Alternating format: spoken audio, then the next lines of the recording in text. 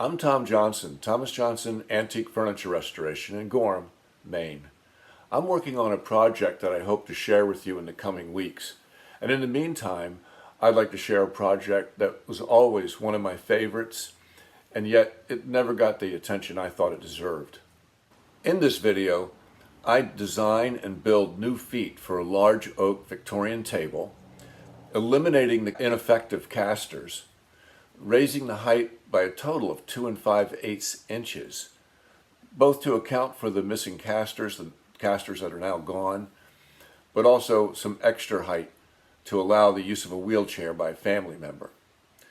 As I repaired and then sanded the legs, I contemplated what I thought these new feet should look like. I really look forward to any job that involves turning, and I've included some clips of other interesting lathe work. So, as you can see, I've got putty all over these legs. I've got a lot of sanding to do. And while I'm sanding, I'm going to think about the little additions we have to make here. In fact, I may start by making a drawing and then be playing with it and thinking about it while I'm sanding. So I'm going to take a piece of paper here down to just a board, and I'm going to trace the leg and then straighten up that tracing. It does, my image of the leg doesn't have to be exact, but it'll give me enough then to be able to draw the proposed feet, or extensions, I should say.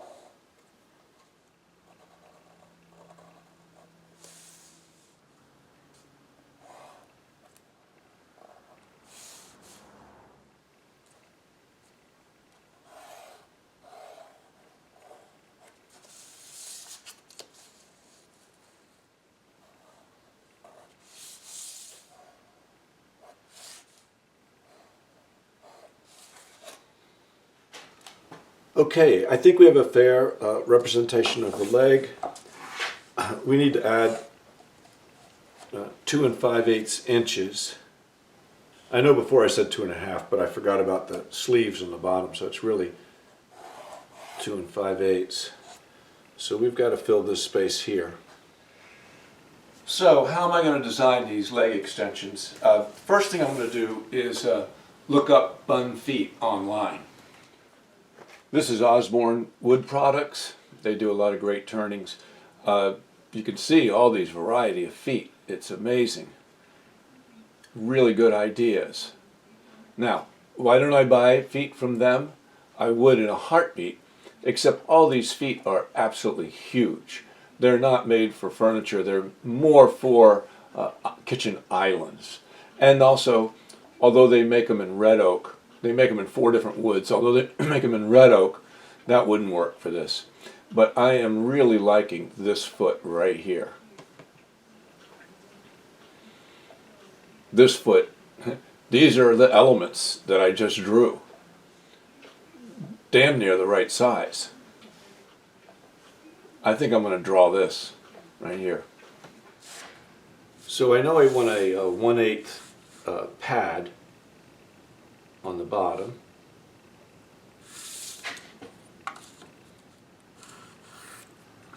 Don't know the diameter yet. And I want this to be a ring. I want this part to come to rest in a ring. I think I'll randomly make that 1/4 of an inch.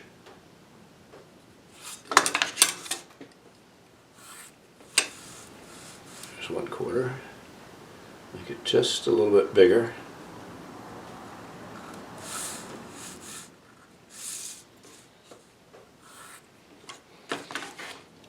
And then well, I could go straight into my foot. Maybe that's what I'll do. So I got to decide the length of this, the actual bun, if you want to call it that.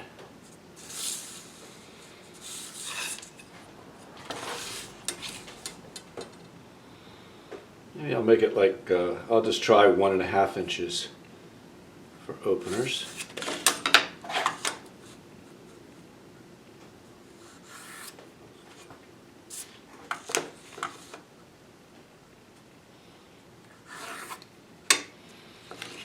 And then how wide should it be? I think I'll make it the same diameter as this main reeded leg.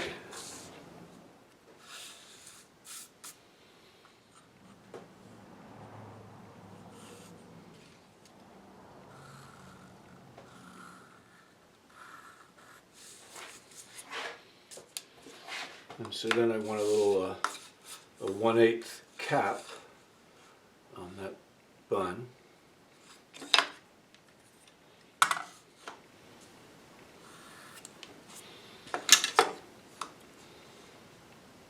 I'll make this 2 inches wide and make the same for that little bottom disc I put on there.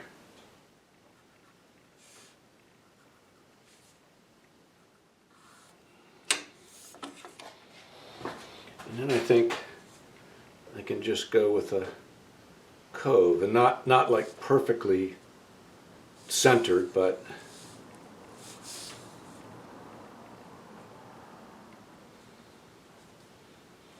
oh, I see. Yeah, it is centered, but it's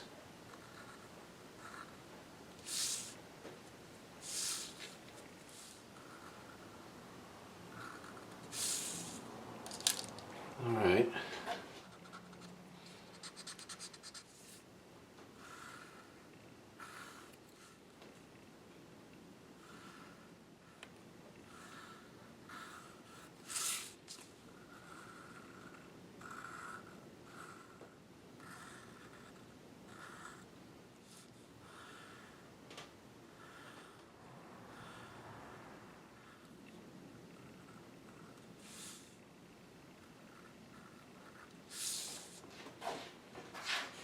Yeah, I'm liking this. It definitely goes with the rest of it. It definitely looks like it could belong there.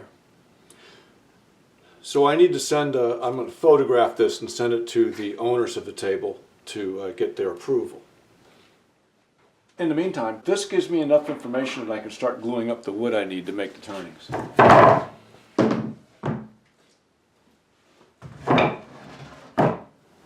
So I need 6 blocks of wood. 4 inches square, about 7 or 8 inches long. Actually, 2 of those could be smaller, but for the purposes now, I'll just keep them all the larger size.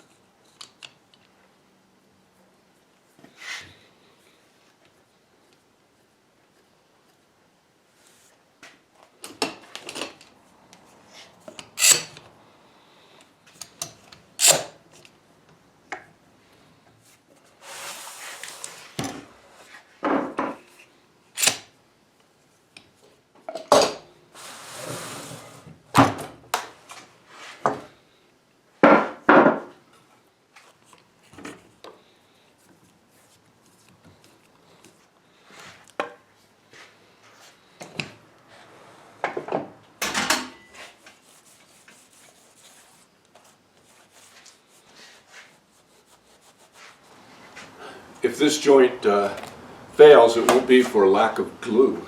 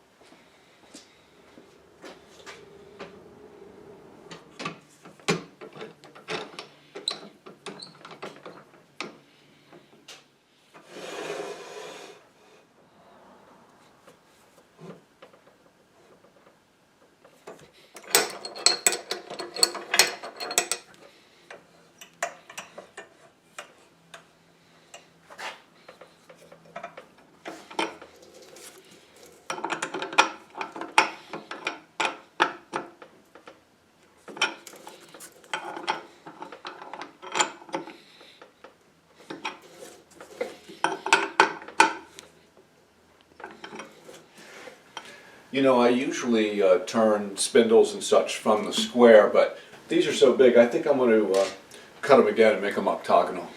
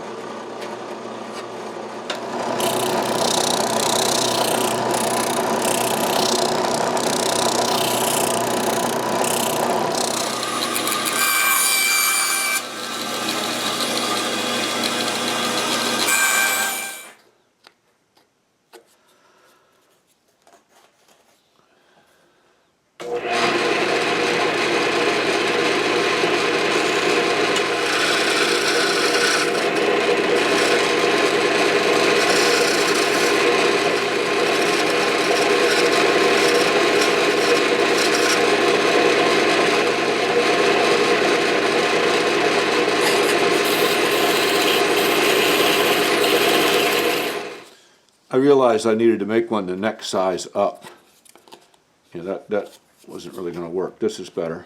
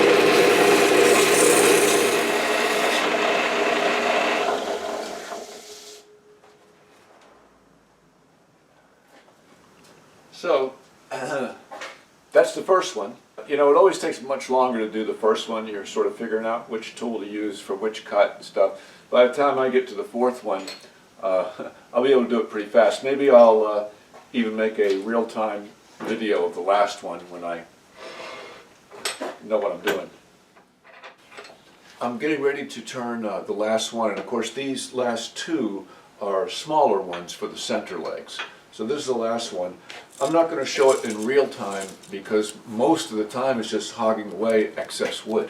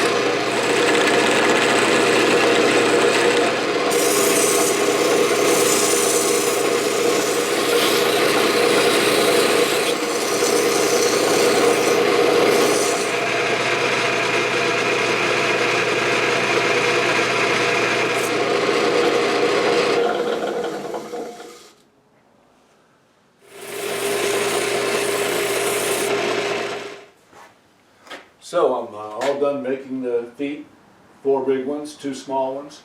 Now to install the new feet on the legs. Yeah, these legs, they still have the original sleeves in them for the casters. I've got to get those out.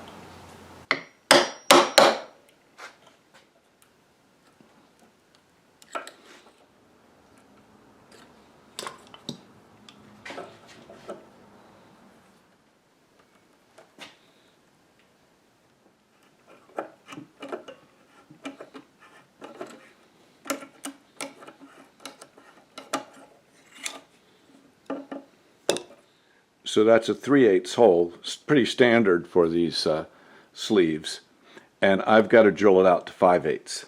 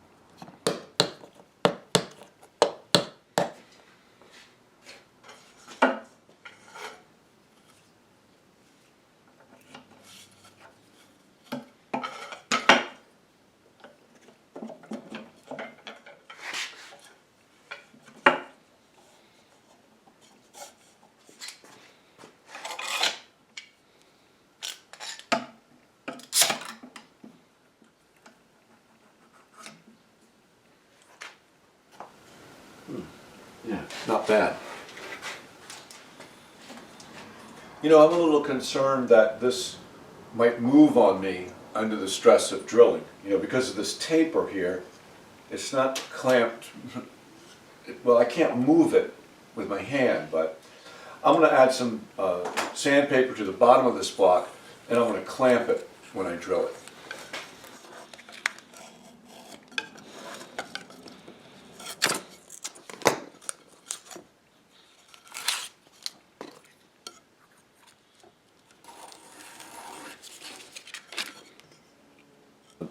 There's also stuff on the bottom here that might help to clean that off.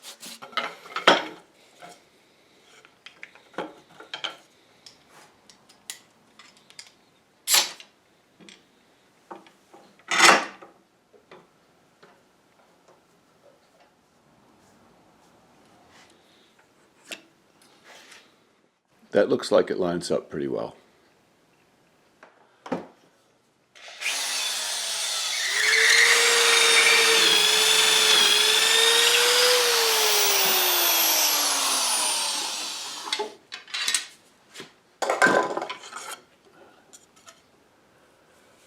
Oh, good. That looks well centered.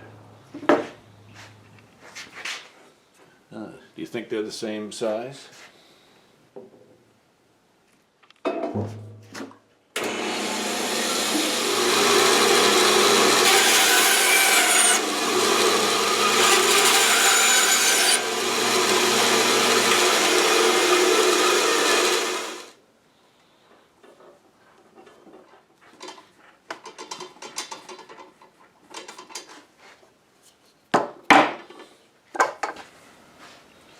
Okay, that looks good.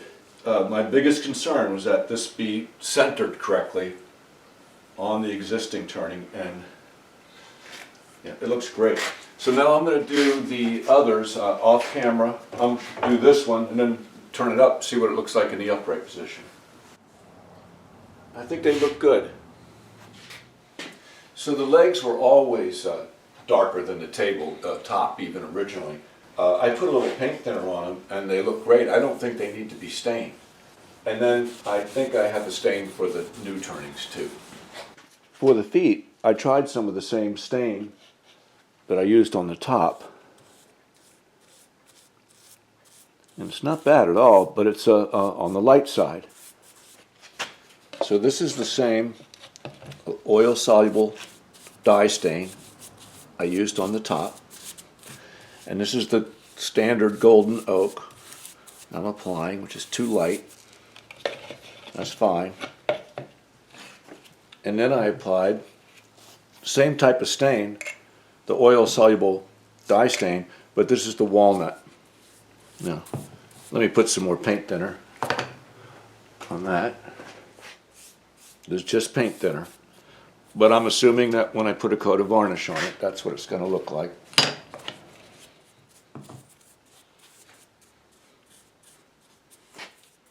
So this looks good, but I might need to mix up a stronger solution.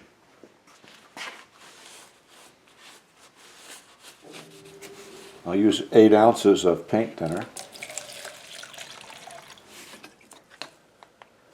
2 tablespoons of the powdered dye stain,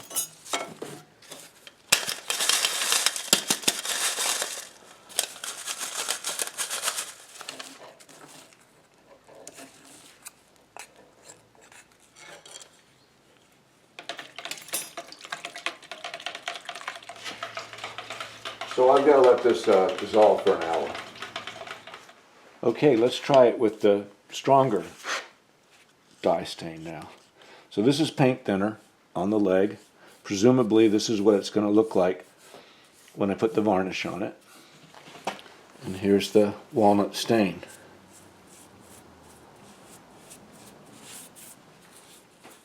I better keep going with this and do the whole thing. But I think that looks good.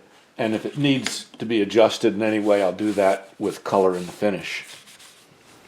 Okay, so I'll let these dry overnight, and then tomorrow I can put a coat of clear finish on the legs and the feet. We'll see what they look like. And over the next few hours, as this dries, I'll come back and put even a little more on, especially on the feet like this that are a little bit lighter. Okay, these have dried overnight, and time to put a coat of clear finish on the entire leg and foot. If these feet are too light, I'll be very happy. The worst thing would be is if they're too dark. I can darken them up.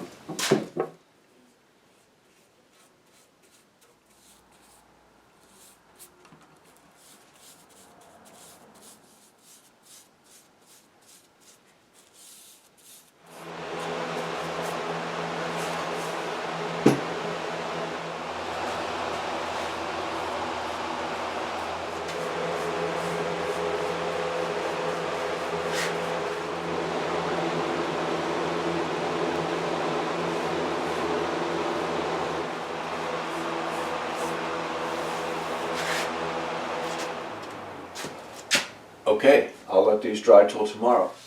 These have dried overnight, finished really soaked in. But before I put on a second coat of clear, the feet, some of the feet are still a little bit on the light side, so I'm going to mix some clear varnish. I'm going to mix in some of the same stain that I used, and then brush that coat on the feet, see if I can make them darker.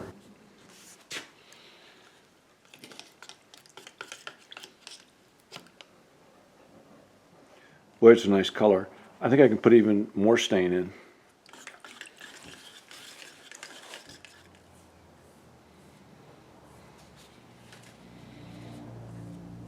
Well, I love the color. I wonder if it's dark enough. I'll try a little bit. It's definitely darker.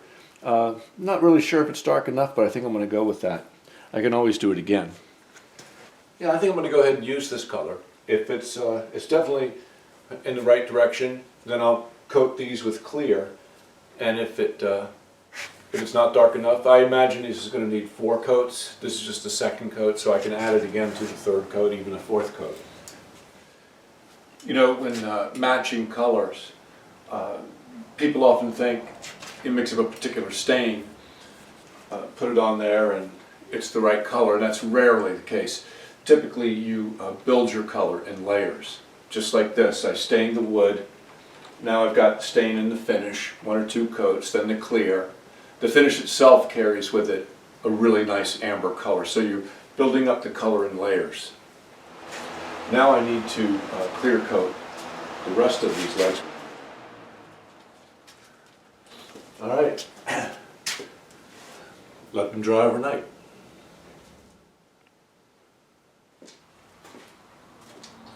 Yeah, these have dried overnight, and they look great. You can feel little nits here and there. I'm going to go over them with a Scotch-Brite pad, just to smooth them out a bit, and then I'll put on a coat of satin, which I'm hoping will be the final coat.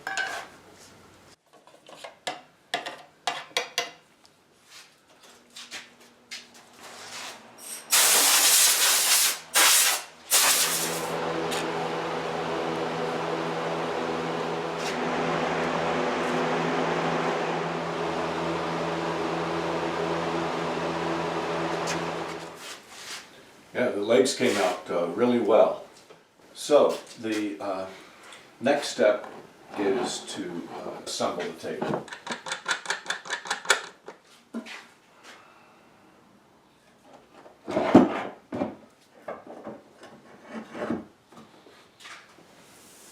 So here it is, the finished table, raised in height. If you remember, it had casters. They weren't working, and it needed to be a little higher anyway, so I made these new feet, and I think they look pretty good.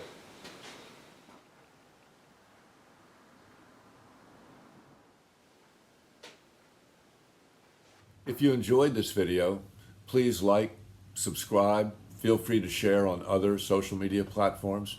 I'd appreciate it. I really look forward to any job that involves turning. And I've included some clips of other interesting lathe work. We've got a new camera, so if you've got the bandwidth, click the gear icon in the corner of the video player, select your preferred quality, and enjoy the video in HD.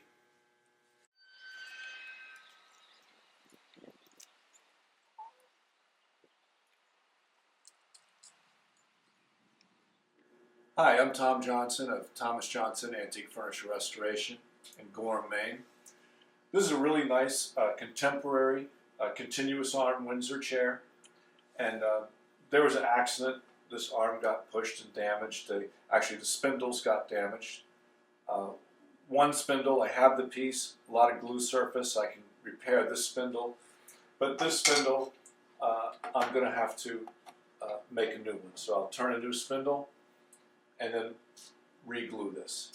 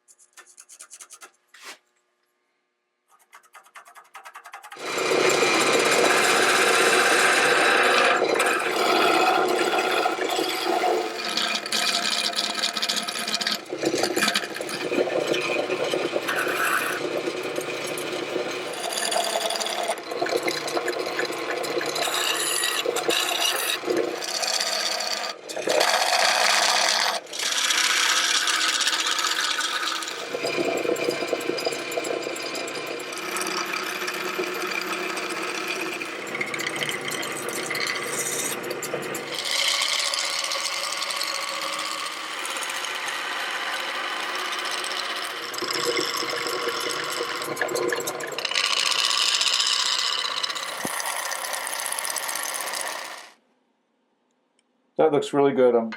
I'm ready to start sanding.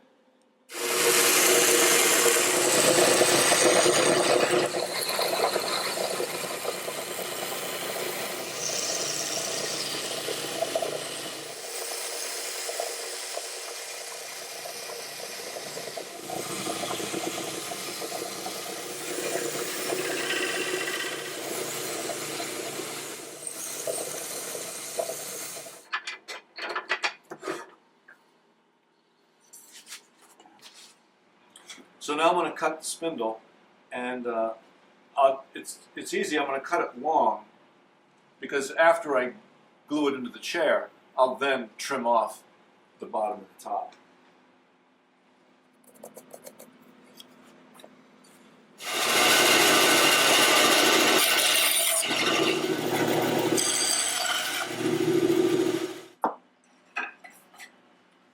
Oh look, I can see my spindle's a little heavy.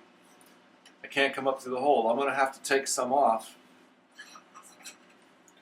I'm going to have to file and sand this down a little bit in this area until it will come up through the hole in the seat. I'm just making some pencil marks so I can tell that I'm taking wood off evenly all the way around.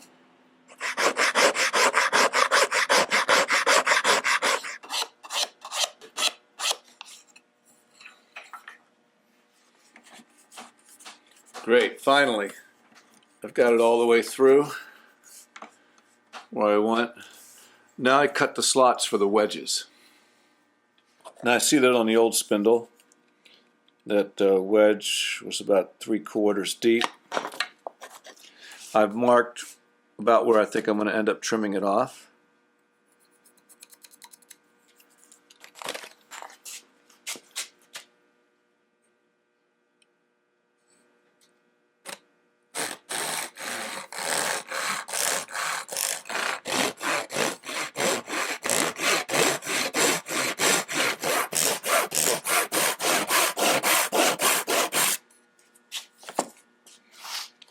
The bottom wedge also about 3/4. Wedges have to go perpendicular to the grain in the seat, so I've already cut my top wedge. I need to line it up and know which way to cut for my bottom wedge. Line up my top, slot for the wedge there, perpendicular, and now I can mark which way to cut.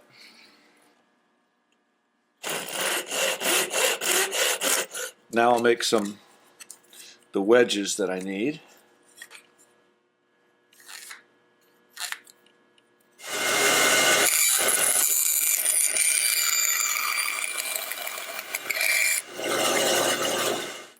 Okay, the wedges look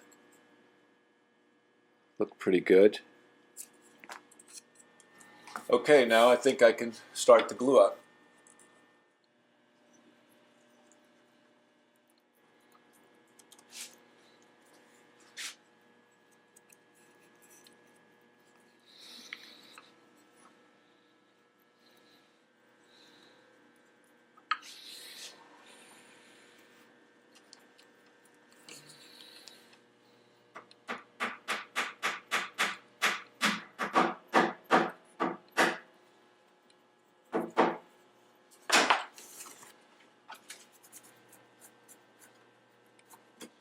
So now the glue's set up. I got to trim this part that's protruding.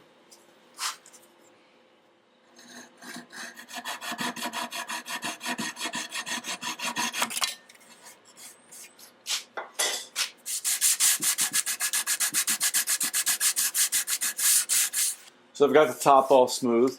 Now I'll resand my new spindle. And I'm sanding with 100, and I'll sand up to 150. Now I'll give it a coat of some clear tung oil. I'm not going to put any stain on it. I hope that the natural color is pretty close to what I see here. Okay, the oil's dried overnight. It does need a little stain after all. I'm going to sand it lightly with some 320 and put a little stain I have here called Pecan. I'll put that on.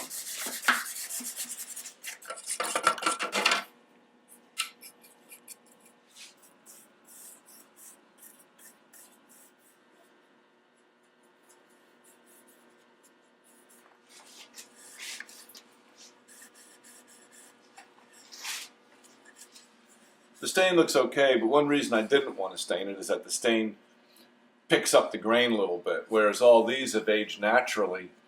The grain's not as prominent, but I think overall it's going to be better to have this little color on it.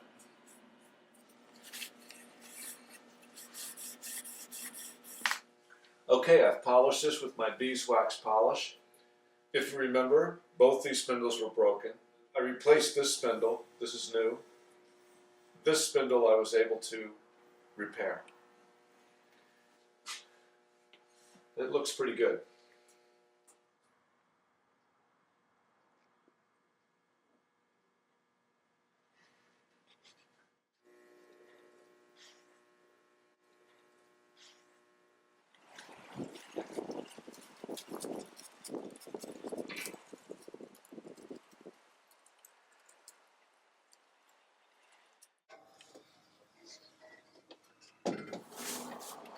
Hi, this is Babbitt Longhorn. I was calling to let you know the checks you ordered have come in, 929-8808. Thank you.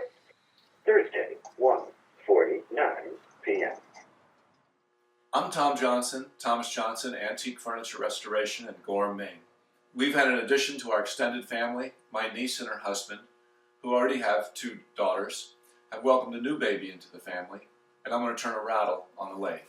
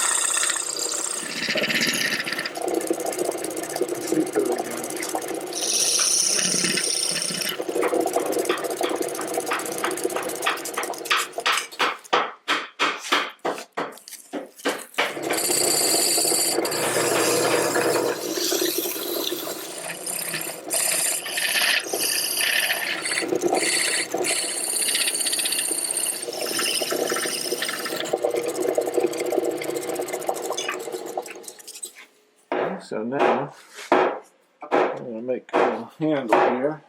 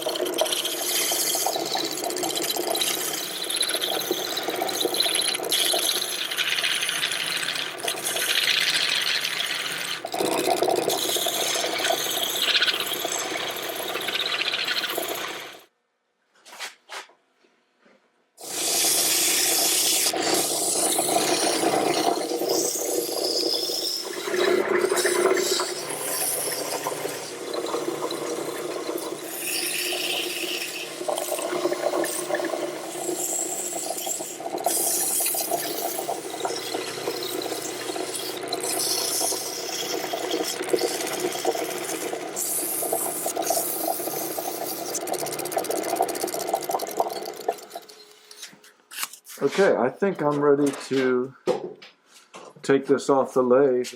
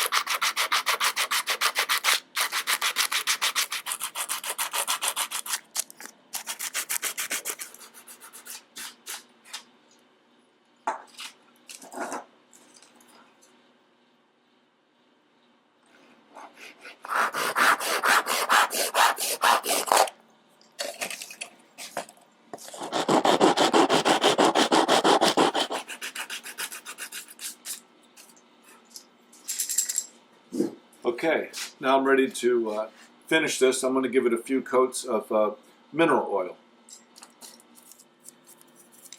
And mineral oil is food safe. It's what you use on any salad bowls or any type of woodenware.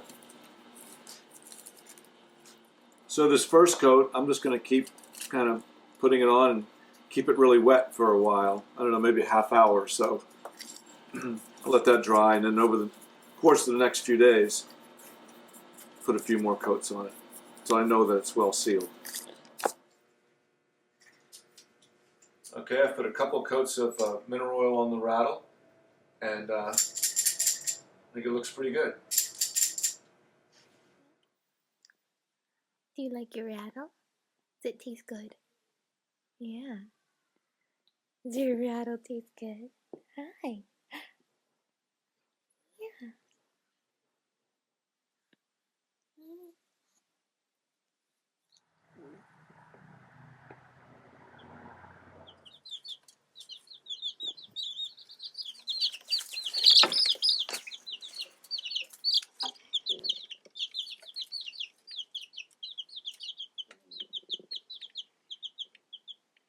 Mm.